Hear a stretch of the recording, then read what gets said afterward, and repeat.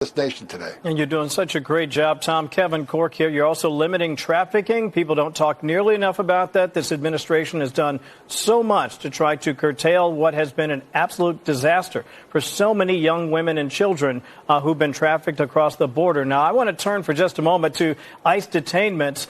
You may have read this. CBS is actually reporting that there are somewhere in the area of 66,000 detainees in ICE custody. That's a 70% increase, by the way, since the president took office. And it's a new record high. But there are others, Tom, reporting that ICE is now considering buying large warehouses to hold the influx of illegal aliens. And so I'm wondering tonight if you can give us any insight on this, and is capacity becoming a real issue? And if so, how are you dealing with it? Well, I looked at the numbers about an hour ago. We're about 65,000. Okay. But hold on tight, because we're going to soon be at 100,000.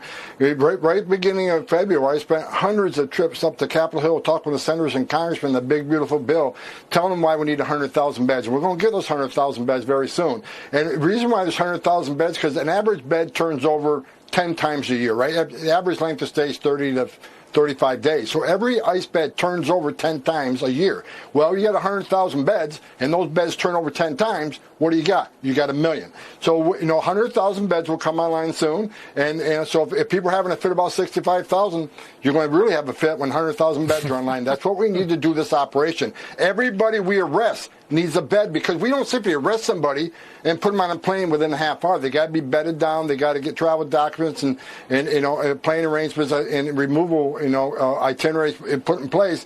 So we need a bed for everybody arrest. So 100,000 beds was the game plan, and it's coming soon. And when we get 100,000 beds and 10,000 new agents, you think we're doing well now? We got historic number of deportations right now under President Trump. Those numbers going to pale in comparison to next year.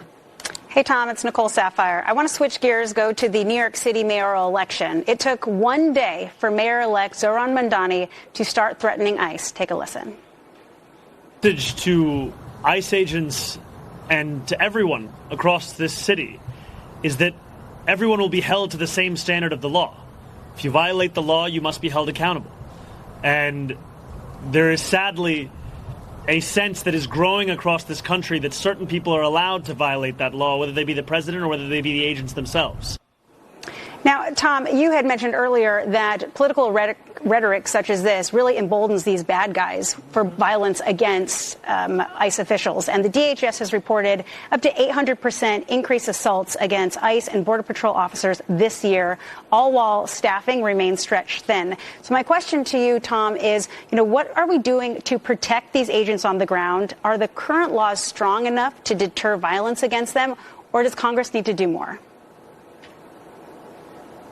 Well, Pam Bondi and Department of Justice really stepped up. I looked at the number of Title 18, United States Code 111. That's impeding and interfering with ICE law enforcement officers, just federal law enforcement officers. And we're at a historic level of prosecutions. We're going to continue to prosecute. So Mamdani needs to take a look at what happened in Chicago. Mayor Johnson's pushing back. He's not helping. But guess what? We're arresting thousands of people in Chicago every week. We're going to arrest people there tonight. We're going to arrest people there tomorrow. All these mayors who don't want their community safer, they can scream and yell and protest all they want. We're going to be out there tomorrow and out the next day. And like I said months ago, in sanctuary cities like Chicago and New York, we will flood the zone. The more agents we hire, we're hiring 10,000 new officers. They'll be flooding the zone in sanctuary cities. Why? Because we know we have a problem in sanctuary cities. We know they're releasing public safety threats from their jails every day back in the community. If he was smart, he led us into Rikers Island so we can arrest the bad guy in the safety and security of a jail rather than him releasing people to the street to reoffend against citizens of the city. So we're going to make New York safer again, with or without him. We would like his partnership, but if you want to stand by and let us do his job for him, that's what we'll do. We're going to make New York safer, New York City safer. President Trump made that promise, and we're keeping that promise. Every criminal alien we take off the street of Chicago, Los Angeles, New York, makes those neighborhoods safer. So you ought to be calling President Trump up and thanking him for making his neighborhood safer. Tom Homan, thank you so much for joining us. Thanks for bringing all this information, and again, good luck with all the work you're doing. Thank you, Tom. Thanks, Tom. Thanks, Tom. You got it. Yes, sir.